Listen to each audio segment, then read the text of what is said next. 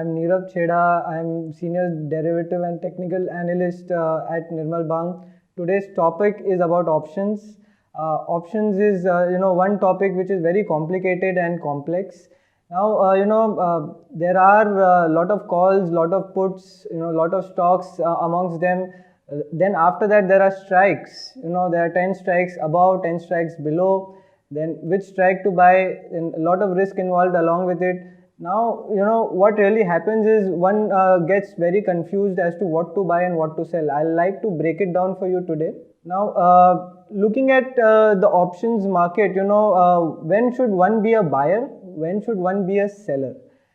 For buying, one knows that, if you're buying a particular option, the risk is very, very limited. So, for example, if you're buying a particular stock, which is trading at around 100, the spot price for the same is also 100. The lot size for the same is around 5,000. If you're buying that 100 call option, it is trading at 5. That means, you are paying 25,000 upfront. That is also your maximum loss. You know your loss, and that is limited. The same seller for the same option gets only about 25,000 rupees. His profit is limited, while his loss is very, very unlimited. If you look at this option, if it goes to around 110, you stand to gain 5 rupees from it if you are a buyer, and the seller actually will lose 5,000 odd. The unlimited loss for the same would increase if this stock goes up towards 120, 125, whatever during that expiry. So it is a big risk for a seller, and that is why he demands a premium. That is why being a buyer is much more easier, and it is a good thing that one should be doing. Secondly, the margin involved is less for the buyer.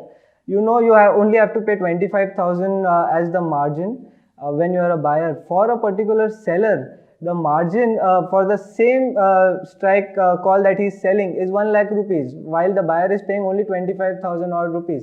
This is all approximate.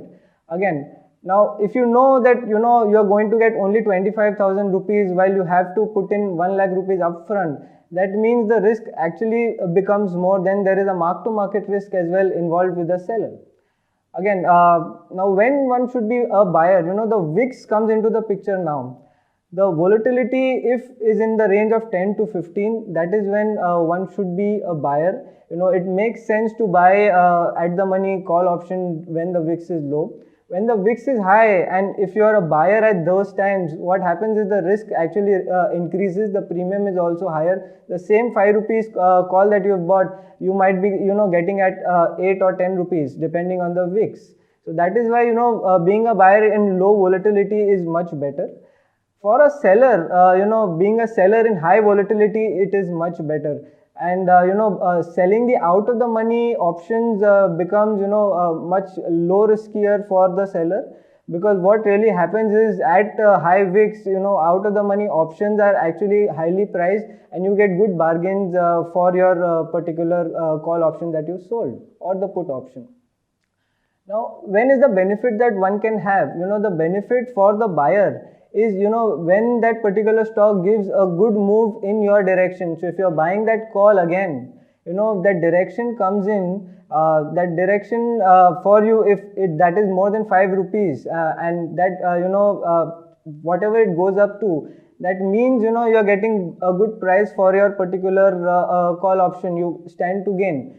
For a seller, that would be the inverse. That means the seller is betting that either there is no move on the same direction, or there is an inverse move. That means the stock goes down. So that is how one profits from the call and the put. Generally, when one should be booking the call or put that you've bought, the first 3-4 days, when you've bought the call or the put, if those first 3-4 days do not derive you, do not give you that profit, that means in the next coming days it will be much more harder for you to derive that profit. And that is why I believe the first 3-4 days, if you don't get the profit, just exit your option that you've bought. For a seller, you have to wait for the whole month. That becomes very, very difficult. Again, it is very time consuming, because there are about 20-25 days on an average in a month, and you will have to wait for the whole series to finish. Only then you can get the whole profit out of it.